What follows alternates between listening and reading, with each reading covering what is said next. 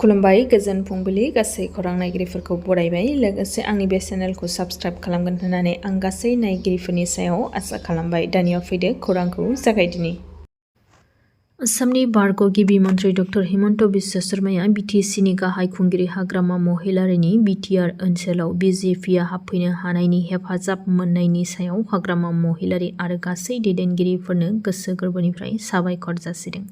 मख'नो गोनांदि फैगौ 12 मे खालि नैथि खेबनि थाखाय आसामनि गिबि मन्थ्रि महरै डक्टर हिमन्त बिश्व शर्माया समायखिरा लासिगोन आरो बे समायखिरा लानाय हाबाफारियाव गोबां दैदेनगिरिफोरा बाहागो लागोन। लोगोसेनो बेवहाय जर'खा महरै हादरनि गाहाय मन्थ्रि नरेन्द्र मदि बिथाङाबो बाहागो लागोन। डक्टर हिमन्त बिश्व शर्माया फोरमायदों दि रायजोआव गोदान सरकारनि समायखिरा लाखांनायनि उनावनो अरुणोदय बिथांखिनि धोनफोरखौ मोननो हासिगोन। आइजोफोरा 3,000 रांसिमनि अरुणोदय सुबिदाखौ मोननो हागोन होनना मिथिनो मोननाय जादों। गोलाव सम टिएमसिनि बेंखनाव थानाय सोनाब बंग रायजोआ बिजेपिनि आवथायाव फैबाय आरो शुभेन्दु अधिकारीआ सोनाब बंग रायजोनि गिबि मन्थ्रि महरै हादरनि गाहाय मन्थ्रि नरेन्द्र मदिनि नुजाथिनायाव समायखिरा लायो। एरैहाय बांलादेशनि धोरोमगुरुफोरनि हुमखि भारतखौ दखल खालामनो नांगौब्ला बांलादेशनो 3 घन्टाबो सम नाङा। जुदि 40 कौटि मुसलमानफोरा रागा जोङोब्ला भारतआव रावबो हिन्दुआ थानाय नङा। जुदि मुसलमाना रागा जोंनांगौब्ला मदिआ थानाय नङा, शुभेन्दुआ थानाय नङा। बे बाथ्राखौ बुंदों बांलादेशनि धोरोमगुरुफोरा। मदि सरकारा भारतनि मुसलमानफोरखौ सान्थियै थाहोआब्ला भारतखौ गाग्लोबनायनि हुमखि होदों बांलादेशनि धोरोमगुरुआ।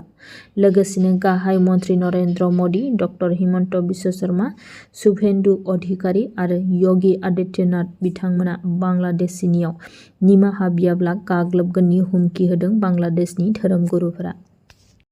फावखुंगुर थलापथि विजयआ तामिलनाडुनि गिबि मन्थ्रि महरै समायखिरा लाबाय। बिथांनि बे समायखिरा लानाय हाबाफारियाव बिथांजों लोगोसे कंग्रेस दैदेनगिरि राहुल गान्धीखौबो नुनो मोन्दों। गिबि मन्थ्रिनि समायखिरा लाखांनायनि उनावनो थलापथिआ 3 बिथांखिफोरखौ फोसावनानै होदों आरो बे बिथांखिफोरानो जादों दानफ्रोमबो 200 इउनिट बेसेन नाङै मोब्लिब गोहोखौ होगोन, गंफ्रोमबो जिल्लायाव ड्राग्सनि हेंथायै इउनिट दानाय जागोन, आइजो रैखाथिनि थाखाय जर'खा रैखाथि दानाय जागोन। बिथां थलापथिआ तामिलनाडुनि सुबुंफोरनो माब्लाबाबो रायजोआरि रांखौ गाज्रि बाहाया आरो आं धोननि थाखाय राजखान्थियाव हाबाखै, आं माब्लाबाबो करापसनखौ गनायथि होनाय नङा होननानैबो खोथा होदों।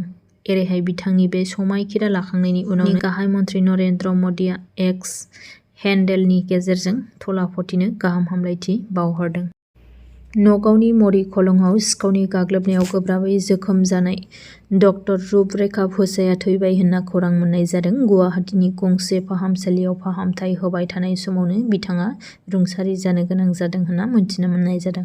डक्टर रनजित शइकियानि न'आव सिखाव हाबनाय समाव 7 सिखावनि हानजाया बिसि-फिसाय सानैखौबो गोब्राबै गाग्लोबदोंमोन। सिखावनि हानजाया डक्टर बिसि-फिसाय सानैखौबो रडजों गाग्लोबनायाव गोब्राबै जोखोम जायो। 24 एप्रिलनिफ्राय कमायाव दङमोन बिथां रुपरेखा भुसाया, नाथाय थांनाय सानखालि बिथाङा जोबथा हां बोयो। चिरांनि सिडली दलगाव राजालामायाव थांनाय सानखालि NH-27C राजालामायाव ब्रयलार दाउ लानानै फैनाय गंसे ट्राकआ जाब्रबथाय जादों होनना मिथिनो मोननाय जादों। ब्रयलार रोगाग्रा गारिआ गोब्राबै फैना हारसिङैनो हाखराव गोग्लैना जाब्रबथाय जादों आरो जाब्रबथायाव ड्राइभारजों लोगोसे बिनि लोगो सालायगिरिया गोब्राबै जोखोम जायो होनना मिथिनो मोनदों। जोखोम जानाय 2 सुबुंफोरखौ चिरां जिल्लानि जोहोलाव सोमब्ला बसुमतारि देहा फाहामसालियाव थिसननाय जादों होनना मिथिनो मोनदों आरो आथिखालाव चिरां पुलिसआ जाथायखौ नायसंगासिनो दङ। मेघालय पुलिस आरो SDRFनि जुथायै रैखाथि होनायाव रबिबारखालि मेघालयनि सानजा जयन्तिया हिल्स जिल्लायाव दैजों बुंफबना थानाय खैला खनिनिफ्राय सासे सुबुंनि गोथै सह'खौ बोखांनो हायो होनना मिथिनो मोनदों। मावख'आरिफोरा फोरमायनाय बायदिब्ला थैनाय सुबुंनि सिनायथिखौ दासिमबो मिथिनो मोननाय जायाखै। फारसेथिं नायबिजिरनाया सोलिगासिनो दङ। NDRF आरो SDRFनि जुथायै रैखाथि होनाय हाबाफारिनि उनाव बे गोथै देहाखौ बोखांनो हायो होनना मिथिनो मोननाय जादों। गहपुराव आलफाजों सोमोन्दो गोनां सासे सुबुंखौ हमनो मोन्दों होनना मिथिनो मोननाय जादों। गजेन आसाम एबा सुमन बनिया मुंनि सुबुंखौ पुलिसआ हमनो मोन्दों। बिखौ रां दाबिनाय थासारियाव हमनो मोन्दों होनना मिथिनो मोननाय जादों। हमजानाय सुबुंखौ गजेन आसाम एबा सुमन बनिया हेलेम होनना सिनायथिदों। आथिखालाव पुलिसनि नायबिजिरनाया सोलिगासिनो दङ।